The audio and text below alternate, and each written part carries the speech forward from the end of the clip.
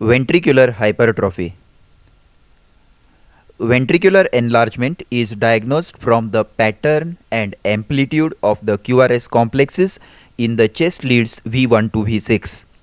This is the normal pattern of QRS complexes in chest leads. The lead V1 shows a small R wave and a deep S wave. As we proceed towards V6, the height of R wave progressively increases and depth of S wave progressively decreases. Somewhere in V3 and V4, the R and S waves are equal, and in V6, there is a tall R wave and very small or absent S wave. This ECG shows a normal QRS pattern in the chest leads. Note the S wave in right-sided chest leads, which disappears as we reach V5 or V6. R and S are equal in V4, and the R wave progressively increases from V1 to V6. In left ventricular enlargement, this pattern remains the same, but the amplitude of the waves increases. This is the normal pattern. Now in left ventricular hypertrophy, note that there are deep S waves in V1 and V2. R and S waves are equal in V3, and there are very tall R waves seen in V5 and V6. That is, in left ventricular enlargement, there is normal progression from negative deflection in lead V1 to positive deflection in lead V6, but the amplitude of the waves increases. So we have to measure the amplitudes of S wave in leads V1 or V2, whichever is larger, and amplitude of R wave in V5 or V6, whichever is larger, to diagnose left ventricular hypertrophy.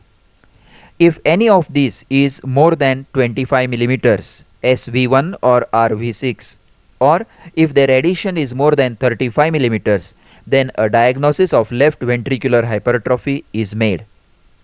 It will usually be associated with left axis deviation, and a P mitrale of left atrial hypertrophy may be seen in lead 2. In this ECG, there is normal pattern of QRS complexes from negative in V1 to positive in V6. So let us measure SV1 and RV5 from the isoelectric line. SV1 is 19 millimeters and RV5 is 18 millimeters. SV1 plus RV5 is 37 millimeters, that is more than 35 millimeters. So left ventricular hypertrophy is present.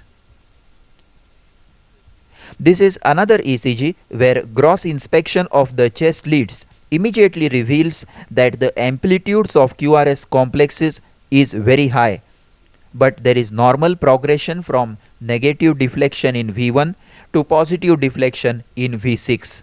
Now measure the amplitudes. SV1 is 21 millimeters. RV6 is 25 millimeters. So SV1 plus RV6 is 46 millimeters, which is more than 35 millimeters. So left ventricular hypertrophy is present. In this ECG, again note the normal progression from deep S waves in V1 to tall R waves in V6. SV2 is 28 millimeters, more than 25 millimeters. So left ventricular hypertrophy is diagnosed. RV6 is 25 millimeters. So SV2 plus RV6 is 53 millimeters, all in support of left ventricular hypertrophy. Now observe leads 1 and 3. Left axis deviation is seen with positive QRS in lead 1 and negative QRS in lead 3. Now study the P wave in lead 2 shown enlarged in the inset. It is 2.5 small squares wide, suggesting that there is left atrial hypertrophy also. Right ventricular hypertrophy. In right ventricular hypertrophy, the pattern of the QRS complexes in the chest leads will be changed. This is the normal pattern from SV1 to RV6. Let us now compare and study the pattern of right ventricular hypertrophy. In right ventricular hypertrophy, lead V1 shows a prominent R wave. Lead V2 also shows a prominent R wave. Leads V3 and V4 are similar with equal R and S. Lead V5 shows a deep S wave, and lead V6 again shows a prominent S wave. So whenever there is a prominent R wave in lead V1 or deep S wave in V6, right ventricular hypertrophy must be suspected. The criteria for diagnosis of right ventricular hypertrophy are R wave in V1 more than 7 millimeters, or S wave in V5 or V6 more than 7 millimeters, or addition of both more than 10 millimeters. Right ventricular hypertrophy may or may not be associated with right axis deviation, and often there will be P pulmonale of right atrial hypertrophy. In this ECG, V1 shows a tall R wave, taller than S wave. So immediately think of right ventricular hypertrophy. There is a corresponding deep S wave in V6. So the normal QRS pattern in the chest leads has altered. Now measure RV1. It is 11 millimeters. RV1 more than 7 millimeters is diagnostic of right ventricular hypertrophy. SV6 is 5 millimeters. Their addition is 16 millimeters. More than 10 millimeters is the criterion for right ventricular hypertrophy. Now come to limb leads. There is no gross deviation of axis, but there is a negative wave in 1 and AVL and positive wave in lead 3, suggesting tendency to right axis deviation. Now note the P wave in lead 2. A very typical tall and peaked P pulmonale is seen in leads 2, 3 and AVF, diagnostic of right atrial hypertrophy. So this ECG shows right ventricular hypertrophy with right atrial hypertrophy and right axis deviation. The next ECG shows a prominent R wave in V1 and a deep S wave in V6. So right ventricular hypertrophy is suspected. Let us measure the amplitudes of RV1 and SV6. RV1 is 6 millimeters.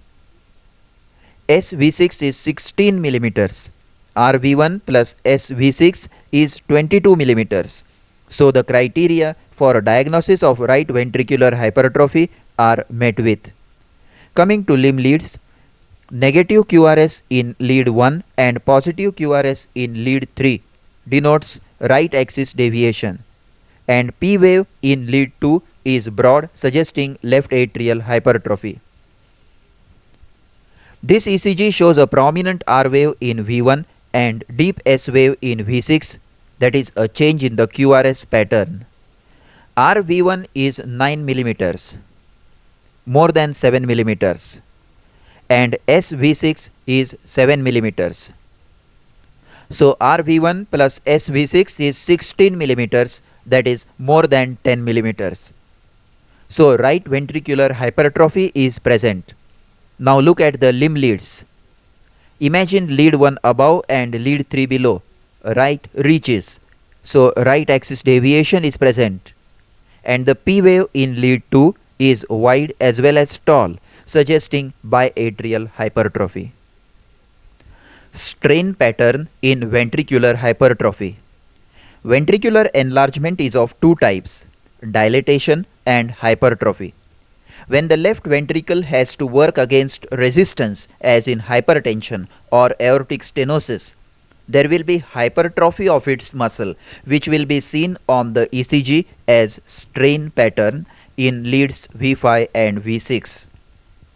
In addition to the very tall R waves, the ST segment is slightly depressed and the T wave is inverted. This is the strain pattern that indicates hypertrophy of left ventricle. In this ECG, the strain pattern is seen. Note the very tall R waves, slightly depressed ST segment and inverted T wave. This ECG shows left ventricular hypertrophy without strain, as in aortic regurgitation or mitral regurgitation. Note the tall R wave of left ventricular hypertrophy. but normal ST segment and upright T wave. This ECG with left ventricular hypertrophy in leads V5 and V6 shows mild strain. ST segment is depressed slightly and T wave is reduced in amplitude but not inverted. This is another case of left ventricular hypertrophy, and note the strain pattern: depressed ST segment and inverted T wave. A similar strain pattern may be seen in right ventricular hypertrophy due to pulmonary stenosis. Leads V1 and V2 will show depression of the ST segment and inversion of the T waves.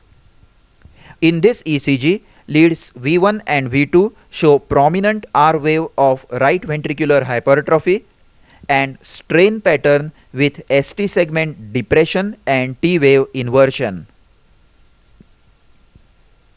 Now this ECG shows biventricular hypertrophy. Note the tall R waves in V1 of right ventricular hypertrophy, and also note the deep S wave in V1 and V2 with tall R waves in V5 and V6 of left ventricular hypertrophy, and the strain pattern in V5 and V6. RV1 is 10 millimeters, so right ventricular hypertrophy is present. SV2 is 24 millimeters. RV5 is 22 millimeters. Their total is 36 millimeters. So left ventricular hypertrophy is also present with strain. Once again, note the picture of biventricular hypertrophy: RV1 of right ventricle, SV1 and V2, and RV5 and V6 of left ventricle with strain pattern. Note again in close-up RV1, SV2, tall R waves in V5 and V6 with strain pattern.